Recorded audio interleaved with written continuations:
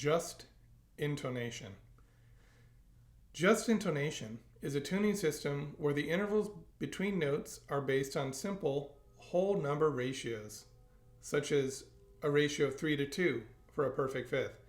This results in pure and consonant sounds that align with a natural harmonic series, also known as the overtone series. Just intonation is ideal for music in a single key because it produces very harmonious intervals. However, it can be less flexible when changing keys, as the tuning may need to be adjusted to maintain the purity of the intervals. Equal temperament. Equal temperament, on the other hand, divides the octave into 12 equal parts, meaning each half step is the same distance apart. This allows instruments to play in any key without needing to retune, making it very versatile for modern music. The trade-off is that the intervals are slightly compromised compared to just intonation.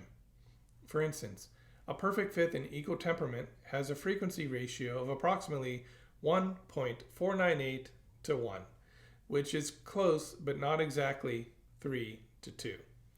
This slight adjustment means that while the intervals are not as pure, the system is more practical for a wide range of music. Most of the music you listen to is equal temperament. Everything I'm training you to hear is equal temperament. And there are some theories that maybe training both of them is a good idea, but equal temperament tends to be a little bit easier to train because a minor second's always a minor second. In just intonation, that can change. Microtonal music.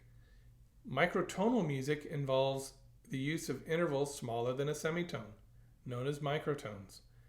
This type of music explores pitches that lie between the standard notes of the Western 12-tone equal temperament system. Microtonal music can create unique and exotic sounds, offering a broader palette of tonal possibilities. It is used in various musical traditions around the world, including Indian classical music and some contemporary Western compositions.